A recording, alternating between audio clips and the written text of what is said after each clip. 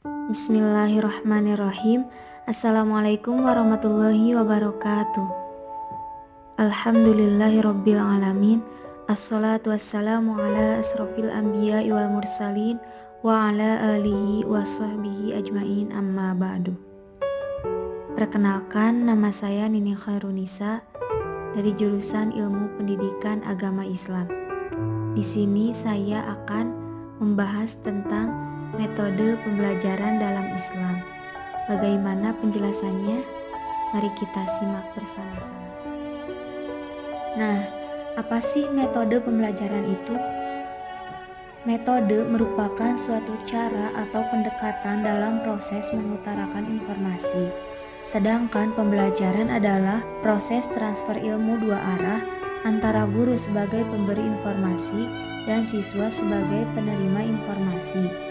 Jadi, metode pembelajaran adalah cara yang digunakan untuk mengimplementasikan rencana yang sudah disusun dalam bentuk kegiatan nyata dan praktis untuk mencapai tujuan pembelajaran.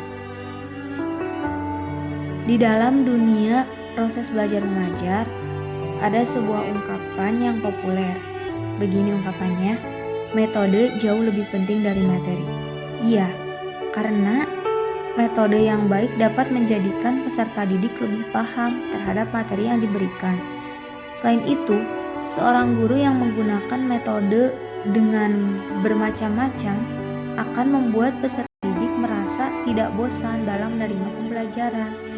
Nah, dalam pendidikan Islam, salah satu metode pembelajaran yang digunakan ialah metode mengajar dalam Al-Quran dan hadis yang sering disebut dengan metode Qurani. Metode pendidikan Qurani apa sih? Metode pendidikan Qurani adalah suatu cara atau tindakan-tindakan dalam lingkup peristiwa yang terkandung dalam Al-Quran dan As-Sunnah. Adapun ayat Al-Quran yang berkaitan dengan metode pembelajaran dalam Islam, di antaranya yaitu Quran Surat An-Nahl ayat 125 dan Quran Surat Al-Ahzab ayat 20. Di sini saya akan membacakan terlebih dahulu Quran Surat An-Nahl ayat 125. A'udzu billahi minasyaitonir rajim. Bismillahirrahmanirrahim. Ud'u ila sabili rabbika bil hikmati wal mau'izatil hasanah wajadilhum billati hiya ahsan. Inna rabbaka huwa a'lamu biman dhalla an sabilihi wa huwa a'lamu bil muhtadin. Yang artinya, serulah manusia kepada jalan Tuhanmu dengan hikmah dan pelajaran yang baik, dan bantahlah mereka dengan cara yang baik. Sesungguhnya Tuhanmu dialah yang lebih mengetahui tentang siapa yang tersesat dari jalannya, dan dialah yang lebih mengetahui orang-orang yang mendapat petunjuk. Selanjutnya adalah Asbabun Nuzul Quran Surah An-Nahl ayat 125. Nah, para mufasir berbeda pendapat seputar Asbabun Nuzul ayat ini.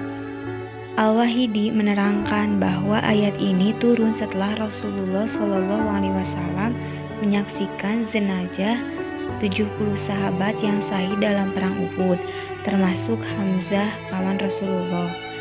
Al-Qurtubi menyatakan bahwa ayat ini turun di Mekah ketika adanya perintah kepada Rasulullah SAW untuk melakukan gencatan senjata dengan pihak Quraisy.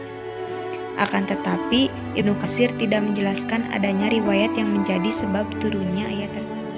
Penggunaan metode yang benar merupakan unsur yang paling penting dalam menunjang proses berhasilnya suatu kegiatan dakwah.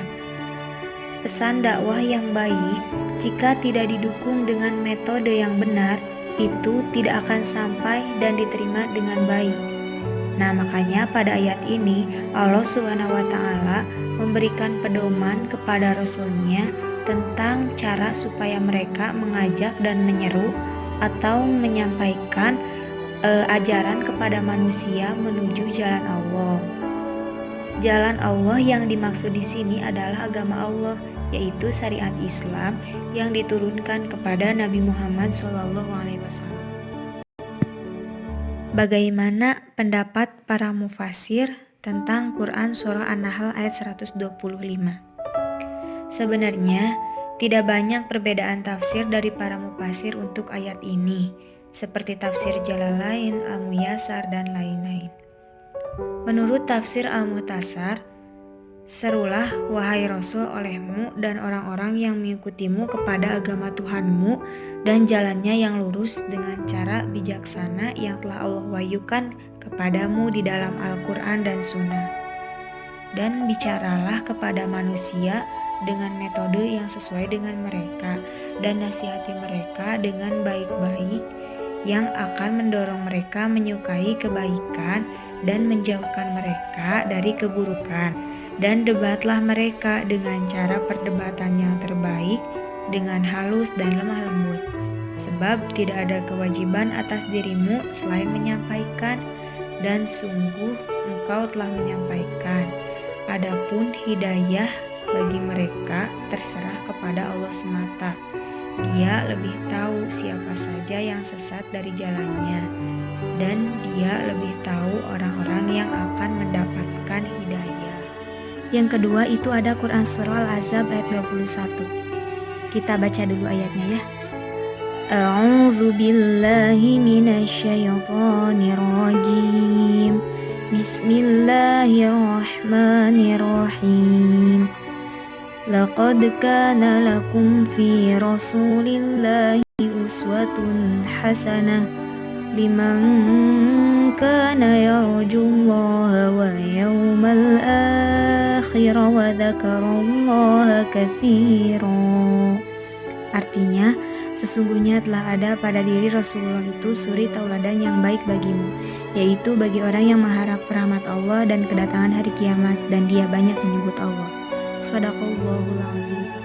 Quran Surah Al-Ahzab ayat 21 ini turun semasa Perang Ahzab atau Perang Khandaq. Dinamakan Perang Ahzab karena dalam perang ini kaum musyrik atau kafir bersekutu dengan kaum Yahudi untuk menyerang kaum muslimin di Madinah. Perang Khandaq merupakan perang besar dalam sejarah Islam di masa kenabian. Pemicu awal dari perang ini adalah ketika Nabi Muhammad SAW mulai hijrah dari Mekah ke Yasrib atau Madinah dan menyebarkan agama Islam di Madinah. Kaum Quraisy dengan kebencian yang sangat mendalam tidak rela kaum muslimin perlahan-lahan membentuk suatu kekuatan baru dengan prinsip agamanya yang mempunyai daya tarik kuat bagi masyarakat Arab. Nah, gesekan-gesekan kecil terus terjadi antara dua negara tersebut.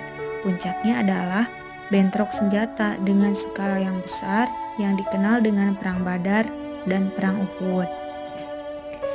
Kekesalan dan kemarahan kaum Quraisy memuncak karena sangat kesulitan menaklukkan Madinah, dan mereka melihat ternyata kaum muslimin Madinah malah mampu menaklukkan banyak kota di sekitar Madinah. Kemarahan yang tak terbendung itu akhirnya berujung pada Perang Khandaq.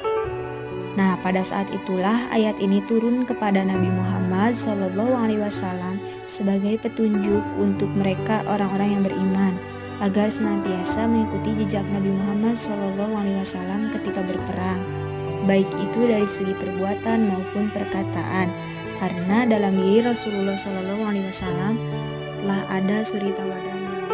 Makna global yang terkandung dalam Quran Surah Al-Ahzab ayat 21 ini ialah telah jelas ya bahwasanya Rasulullah SAW merupakan suri tauladan yang baik, dan sudah seharusnya kita mengikuti perkataan maupun perbuatan beliau. Selain itu kita juga harus mengikuti sunnah-sunnahnya. Nah, kita juga harus memperbanyak ingat kepada Allah dengan cara beristighfar serta bersyukur kepada Allah di setiap situasi dan kondisi. Nah, selanjutnya penjelasan tentang pendapat para mufasir mengenai Quran Surah Al-Ahzab ayat 21. Menurut tafsir Jalalain dan beberapa tafsir lainnya, maksud dari ayat ini adalah sesungguhnya telah ada pada diri Rasulullah itu suri tauladan bagi kalian. Nah, ayat ini merupakan dalil pokok yang paling besar yang menganjurkan kepada kita agar meniru Rasulullah Shallallahu Alaihi Wasallam dalam semua ucapan, perbuatan, dan sepak terjangnya. Karena itulah Allah Subhanahu wa Ta'ala memerintahkan kepada kaum mukmin agar meniru sikap Nabi Muhammad SAW dalam perang Ahzab, yaitu dalam hal kesabaran, keteguhan hati, kesiagaan, dan perjuangannya, serta tetap menanti jalan keluar dari Allah Subhanahu wa Ta'ala. Jadi, metode pembelajaran dalam pendidikan Islam berdasarkan Surah An-Nahl ayat 125 dan Quran Surah Al-Ahzab ayat 21 yang telah saya bahas tadi. Setidaknya ada 4 metode yang disampaikan. Yang pertama ada metode hikmah, yaitu dengan perkataan yang bijak. Menurut Syekh Mustafa Al-Marogi dalam tafsirnya mengatakan bahwa hikmah yaitu perkataan yang jelas, tegas, disertai dengan dalil yang dapat mempertegas kebenaran dan dapat menghilangkan keraguan. Metode yang kedua adalah metode mau'izah hasanah, yaitu dengan nasihat yang baik. Nasihat adalah salah satu cara dari mau'izah hasanah yang bertujuan untuk mengingatkan bahwa segala perbuatan pasti ada hukuman dan akibatnya. Nah, sebagai seorang pendidik, kita hendaknya menyampaikan nasihat dengan kalimat yang baik dan menyentuh hati peserta didik, sehingga ilmu yang kita berikan masuk tanpa terhalang ke hati dan pikiran mereka. Metode yang ketiga itu adalah metode jadal, yaitu debat yang baik. Imam Ghazali menegaskan agar orang-orang yang melakukan tukar pikiran itu tidak beranggapan bahwa yang satu sebagai lawan bagi yang lainnya, tetapi mereka harus menganggap bahwa para peserta mujadalah atau diskusi itu sebagai kawan yang saling tolong-menolong dalam mencapai kebenaran.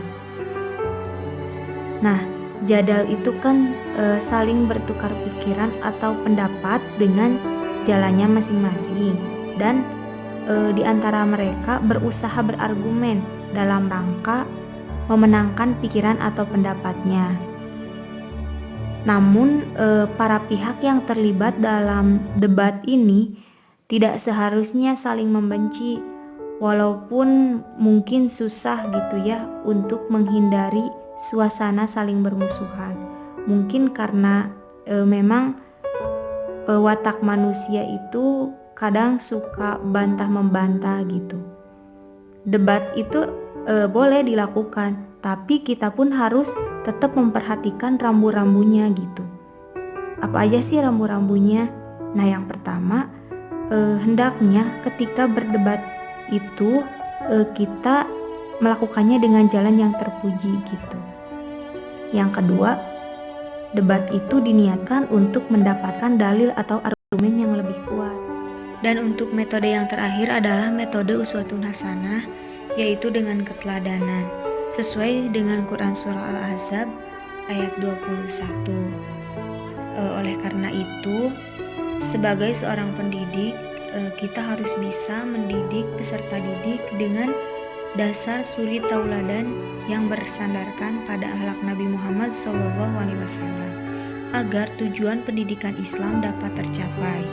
Nah, sebagai pendidik pun kita harus berperilaku baik sehingga siswa bisa meneladani perilaku gurunya yang didasari ilmu yang sedang mereka pelajari. Mungkin hanya itu yang dapat saya sampaikan. Semoga apa yang telah disampaikan dapat memberikan manfaat buat teman-teman semuanya. Dan mohon maaf apabila selama penyampaian ada kesalahan. Mohon dimaafkan. Terima kasih. Wassalamualaikum warahmatullahi wabarakatuh.